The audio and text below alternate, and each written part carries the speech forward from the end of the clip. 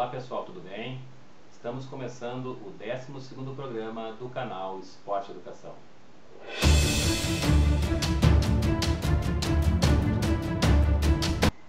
No programa de hoje, nós vamos falar sobre um aspecto muito importante do ambiente esportivo infantil, que são as patologias encontradas em uma série de adultos que frequentam o ambiente do esporte de crianças.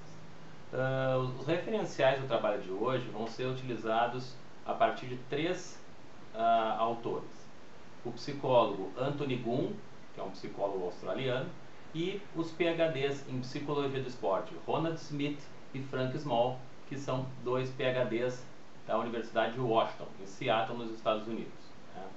Então, esses autores nos explicam que quando a gente passa a ser pai, a gente tem então constitui uma família, os nossos filhos nos propiciam uma possibilidade de voltar a realizar uma série de tarefas que são desenvolvidas pelas crianças, mas que não são mais aceitas no meio social adulto.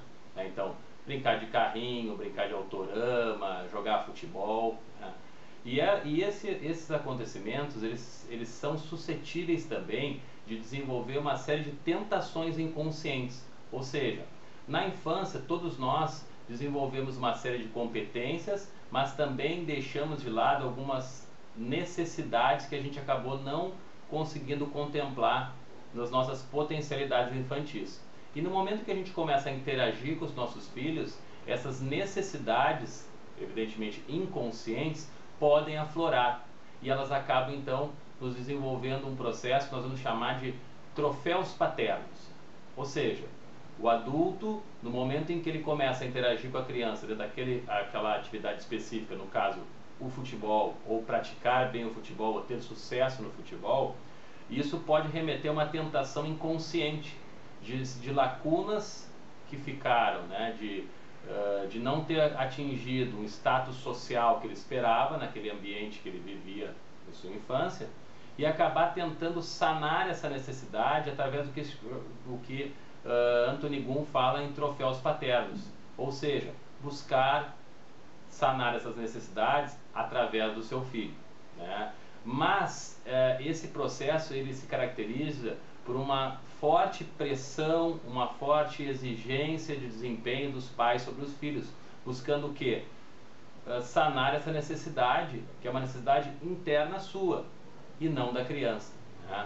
Um aspecto que Gunn destaca com muita clareza é que por mais que os pais pressionem seus filhos em busca de resultados de sucesso esportivo, ele nunca conseguirá sanar essa necessidade, porque essa necessidade é uma necessidade dele, não da criança, né?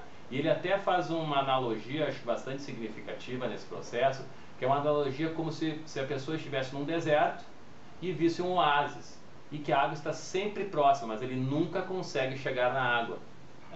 Então ele nunca vai conseguir sanar, por mais que o seu filho tenha sucesso esportivo, ele nunca vai conseguir sanar essa necessidade, porque é a necessidade dele. E isso é uma ilusão, esse processo todo de tentar atingir então essa resolução dessa necessidade, atingir através do filho. Ele nunca vai conseguir atingir isso. Por mais que o filho vença, isso nunca vai satisfazê-lo, né?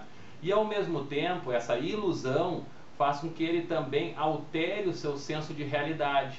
Porque a justificativa normalmente do pai é de que estou fazendo isso em benefício do meu filho.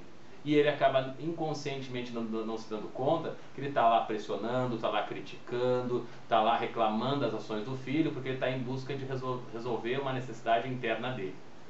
O que Gunn diz que seria a principal forma para resolver essa questão, né?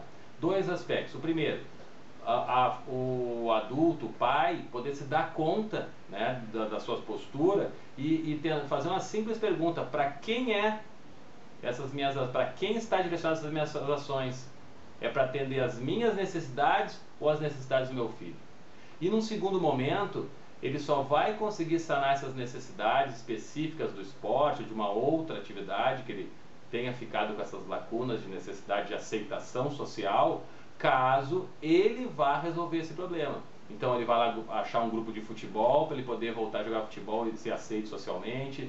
Ele vai entrar lá num grupo de dança e aprender a dançar, mas é ele que vai sanar isso.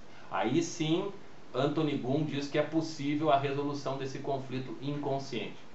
Uma das características práticas que esse processo apresenta é aquele pai ou aquela família que passa o tempo inteiro tentando mostrar para os outros, né, buscando uma aceitação social por parte das outras famílias, das habilidades do seu filho. Tu viu o que meu filho fez? Tu viu, olha, ó, meu filho, ó, vem aqui e canta uma música para o pessoal todo ver, né?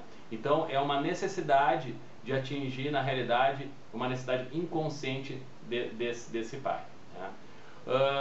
Smith e Small trazem 3 casos também semelhantes a esse, né? O Smith e Small fala de uma projeção de realização específica, ou seja, são aqueles pais que não conseguiram porventura ser um jogador de futebol e tentam se realizar essa necessidade através do filho, ou a projeção de uma realização de meta. Ele foi jogador de futebol, só que ele atingiu uma determinada meta e não passou daquela meta, e agora ele espera realizar essa próxima meta através do filho. Então, um exemplo de futebol: foi um jogador de futebol do interior do estado e nunca chegou a jogar na dupla Grenal, por exemplo, né? Então ele foi jogador de futebol, mas ele não chegou na segunda etapa, que seria jogar num clube de primeira divisão. Então ele vai projetar que o seu filho atinja essa meta.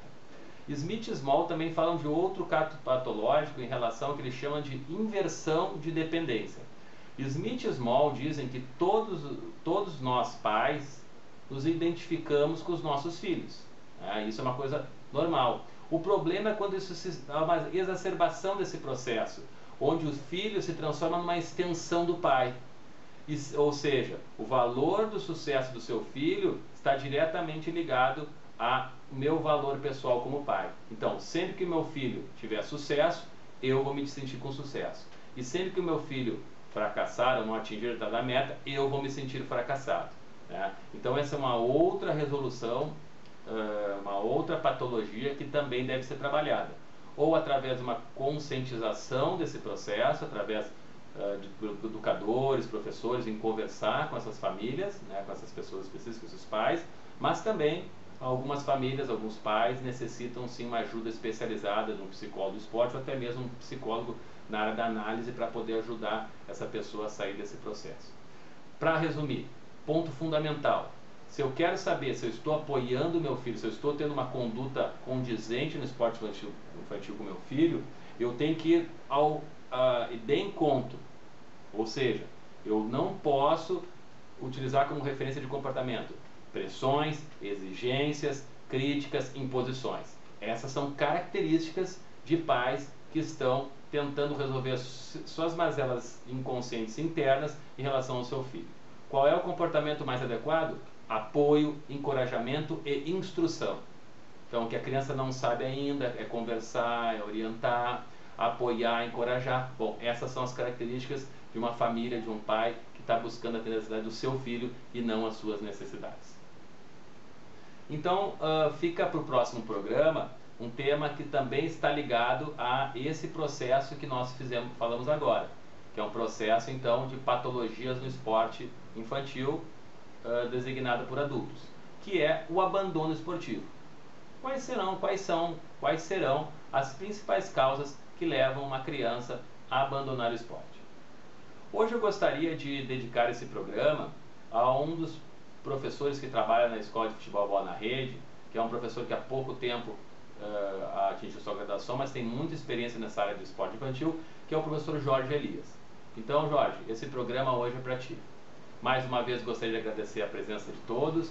Quem teve a possibilidade de assistir o programa, se puder dar um like aí eu agradeço. E quem ainda não se inscreveu no canal, fica um convite. Um grande abraço a todos e até a próxima sexta-feira.